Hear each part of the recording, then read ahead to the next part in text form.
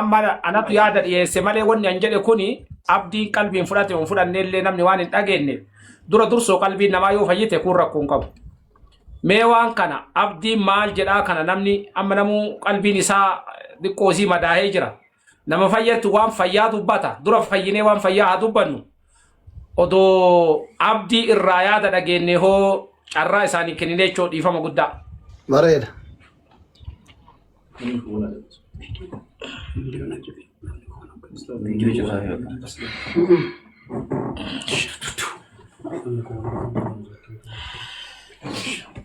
Assalamualaikum warahmatullahi wabarakatuh. Nuti keessan akkam jirtan? Waalaikumsalam warahmatullahi wabarakatuh. Egaan jalqaba irratti dhugaa dubbachuu fi hawaasni bal'aan asrii dabalatee namoonni asirra jirtan hunduu jaalaa gubbaa kan jirtan onnee koorra dhiifama isiniin jechuun jaalladha. Maaliif jennaan isin dura dhaabadhee maaliif ammoo isin dura dhaabadhee an baankii steetimentii hojjechiisee hin beeku. Maallaqii akkasiis akkaawuntii koorraa gala jedhee yaadee hin beeku. Dhuguma koon waan miidiyaarra haasa'uun haasa'a. Aga kana miti miliyoonni 10 galeera 8 galeera jedhee yaadeen beeku dhugaa dubbachuuf haqiiqatti. Kanaafanii gigim jedhee ma dhaggeeffachaa ture waan sana amma adda baafannutti anis baankii steetimentii dhaqee amma adda baafadhutti jedheen callisaa ture malee dhiifama jechuun hin barbaada. Itti aansuudhaani dhugaa dubbachuudhaaf maallaqii akkuma hammoos taas xaalibuun jedhanii amma baankii deemnee baankii steetimentii hojjechiisnee kompiitaraan fudhannee maal jenneetu gara manaa deemneetu wantoota ba'aniif wantoota galan maaliif akka ba'an maalirratti akka ba'an waan hundumayyuu ilaallee jirra. Wantiniirraa jechuudha steetimentiirraa jechuudha waan qabatamaa waan lafa jiru. Innaa akkuma isaan kaasuuf yaalan isaan kaasaniiru yaalaafis ta'ee piroosesii yeroo sana fardaasiingiif yookiin gargaarsaa garaagaraafis ta'ee akkasuma piroosesoota adda addaa wantoonni asirratti dubbataman jiru jireenya koo guyyaa guyyaa fi akkasumallee akkuma isaan jedhan koree keessaallee nama wajjin mari'annee maallaqi kun akka hin badaa maal gochuu qabna jennee haasofnee konkolaataan akka bitamu konkolaataan karaa koree sana argame birrii waan dhukkubsataa ta'eef maallaqa baankii nuu dabarsuu dinnaan wanti sun fashalate ergasii immoo erganii yaalamee ba'ee akka carraa konkolaataa wayii argame namni sun sa'aatii sanatti na argamuu hin dandeenye biizii ture baay'een bilbilaa fi ture koree sana keessaa jechuudha. Asirratti maqaa isinii dha'uun barbaadu. Anis maallaqa nan balleessa beeku namoonni natti dhiyoo jiran amala maallaqa balleessuun qaba. Yoo nama rakkate ergee amala maallaqa jechuun maallaqni harkaan ta'u dhugaa dubbachuudhaa fi namni amala akkasii qabaachuu qabu jiraachuu danda'a waan ta'eef beeka. Konkolaataa sanarra deemnee maallaqa kana keenye.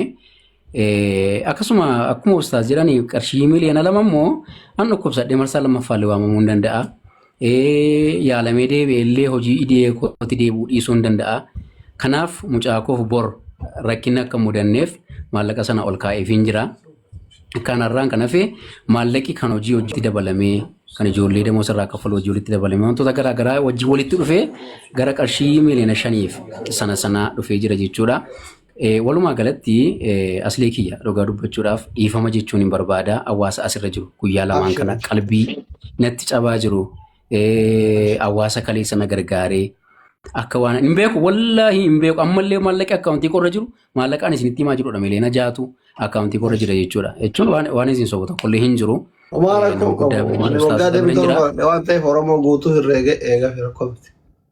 Isa kanaafi an hin beeku akka kanattiin isteetimentii hojjedhee maal jedhee herrega baasee meeqa bahee meeqa galee sana takkayyuu hin herregne dhugaa sanatti fakkaachaa turre amma gaafa ustaas faallee dhufanii isteetimentii ilaaluu qabna jedhan laphee dhibee maaf hin ilaallu reedamnee deemna jechaan hin ture dhugaa dubbachuudhaaf gatii akkas ta'a jedhee yaanneef sanas ta'u kanas an hawaasa koo miidhuun barbaadu nama miidhuudhaaf karoorfadhe tokkollee hin qabu jalqabas hawaasa kanatu naa dirmate utuu hawaasni kun nan gargaaree ta'e sareen na nyaata ture nan du'an ture beekamaadha rabbiin sababa godhee hawaasa kana fayyaa koyyuu naa deebisee jira.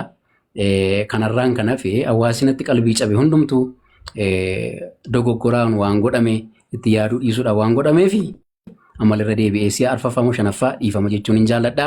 Kanarraan kan hafe wantoota wacii garaagaraa immoo suutaan waan wal beeksisaa deemnu ta'uu danda'a waan ta'eefi jazakumullahu khairan ifama ko yoon haqi baltan confirm na godha yoon waan na gorsan jiraate illee na isinan dhaggeeffadha itti aansuudhaan garuu waan inni qirreetaani qabu yoo jiraate koreen yeroo sana ture koreen yeroo sana ture Haydarii fi Abu Talaa fi Ustaaza wayi ture koreen amma isaan jedhan dhugaa dubbachuutti ani hin beeku gaafa naa bilbilamaa turellee ustaaz gaafa naa bilbilaa turellee maaliif akka naa bilbilamaa ture hin beeku achi anillee gaafa sana baay'ee na dhukkubaa ture baay'ee abdii kutachaan ture mormi koo hamma turaa deemu amma bulaa deemu baay'ee na dhukkubaa abdii na kutachiisa dhugaa dubbachuu fi bilbilee fi ustaaz kun isin mufachiisuun barbaadu isin gaddisiisuun barbaadu anamma sa'aatii kanatti waan gochaa jirullee hin beeku baay'ee na dabbaree jira wallaahi maraachuufan jedha jedheen itti mee jechuudha akkuma isaan dubbatanii isaan illee hayyee taati jabaadhu abdii keenya naan jedhanii na jajjabeessaniitu narraa adda ba'anii koreen gaafa sana uumamte maaliif akka uumamte dhugaa dubbachuuf haqiiqatti an wallaahi quban qabu kan akkasiin hubatan jechuun barbaada kanarraan kan hafe wantoota kan biraa suuta walitti deebinaa salaamu alaikum warahmatullahi wabarakatuh. Waalaikum assalam warahmatullahi wabarakatuh. Abdii qoyituutti hin deemini asli waa'ee iskaanii keessoo laadhaa saamu waa'ee mucayyoo. Rabbi araara jaallata. Daadhiis nama guddaa qaqqabuun. Kalas. Bakka adiisaa keessaan dhumaa jala keenya keessaan dhumaa warri koomeentii suuta jedha keessaan itti naasoo ustaas Taalib. Asli waan dubbisaa mee isin yoo waan hin dubbatani namni dubbii kana jidduu dhaabbataa ture ana ture amma na dubbisaa doktor. Ilmi namaa bututee.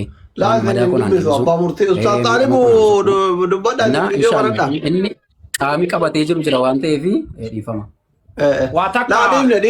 dhiifne ustaas Taalibutti deebisuudhaaf viidiyoo baratan. Amma Dr. Asli waa si hima. Eshi. Asin dura abdii waan naan jedhe mucattii tanaan ani dubbiin seerumatu qabee fi malee ani hin barbaadu ana takka rabbi natti fide haa bilisa baatuu barbaadamaan naan jedhe tanas qalbiitti qabadhame. Hagana jedhee tuun isin biraa murteechoo fi haasawa keessanitti ce'a. Amma isin nuti isinirraa fudhanne amma hadiisa isin fiddan kana daliila da'iifa hin jenne hin fudhanne. Anammo warri biraa warra isin jirkun amara kiyyeen beeka. Wallahi osoo isin ta'uu baatte yoo xiqqishuma isii adda goora hin fudhu ansila. Isiniin fuula keessan fudhean. Amma waan gootani waan naa gootan. Abdileen obboleessa kiyya. Obboleessa narra xiqqaati. Anjaarsa waggaa 45 dullachaan. Mucaa heeruma fuudha ga'eef intala heeruma geette qabaan. Isinii galeemi. Waamaluma washakannu barandatti gizee warra jalaa bayeetiin hin bareetti waggaa deemishan jiraa fi adaba dhabee akka regodha malee jaarsa mataa arriitti hiriyyaa abiyyi fa'a warra biyya angman karaa dhugan. Jaarsa umrii 45 waan naa gootanii abdilleen ilma keessanii mucattiin sunillee ilmooteessanii haadha abbaan jaraa rakkataadha kunoo asii achi baadiyyaa wallaggaa kana jiranii natti booyaa jiran. Anamma kaayyoon kiyya duraa sagaleen isaa awwaalameetiniin mucaan kun jala da'oo godhatee miskiina miidhaa jiraa waan jedhuun karaa birrii kanaan dafee namni sensitiif jedha. Aduunii amma biyya kanatti lubbuun namaa rakkata ta'e beeytanii. Awwanni karaa baankisteetimantii kanaan dhufeen asiin gir jedhee achirraan tarkaanfadhee mucattii bira dhaquufi. Amma waan gootan amantiin teenallee dhiifama qabdi. Jarri kun haadhaaf haadha manaatiif abbaa manaati. Isallee yaalaa jirra. Obboleetti muslimaati. Obboleessa muslimaati. Isilleen akkuma isaa amantii biraatti rabbitti fakkaate maqaan isiitiif maqaan abbaa waliin fakkaatu gidee natti himan jechuudha. Waan gootan amma isin akkuma asirra fudhattan kana fuudha. Jaarsummaan mootummaa harkallee nuu fuudha. Nuu baasa. Isillee hin gargaaranna. Duraan nama bira osoo qariyaa teettee qaraatu wal baratanii wal fuudhan jedhanii. Isillee hin gargaaranna. Isallee hin gargaaranna. Dubbii guddattee faratti fe'anii ija keessa irraa naaf oolchi haasaa isinitti hin guddisuus taate. Lammaffaa asli dhiifama wajjin lammaffaadha. Wanni waan kun isin sirraa'uu danda'u koreen Ustaaz Xaahir Sayyaa Abu Xalahaa abbaan caaliifaa waan kanatti arrabsamanii diqqeeffamanii jira waan ta'eef araarri eega araaramee jarri kunillee nu yaameet obboleessa keenya garaa qulqulluutiin kasoba hin qabne walitti araaramneet addaan deemuu barbaannaa takka ammoo dhimma fayyaa isaa kanallee haalli ittiin deemu lakki biraa galanii haalli sunillee gargaarsi kana booda itti fuufamuu ittiin fuufuullee wanni kunis koreen tunillee kabaja qabaachuu qabdi hawaasatti ergatee kaleessallee waa dalagaa turan dhugaadha inni har'a koree tana waakkatus koreen tun waan goote qabdi waan ta'eef rakkoollee hin jiru dhimmi koree kanallee dagatamullee hin qabu waan jedhu kaasuu barbaadeetiin inni kunillee osoo koreen tunillee yaamamtee falli wahii godhame koreen tun akkana gatamuun sirriidha jettanii yaaddan jechuu kiyya. Dhageettan kaa'utaa walirra qabdanii deebiftanii doktora ustaaza. Ittiin dheeressinaan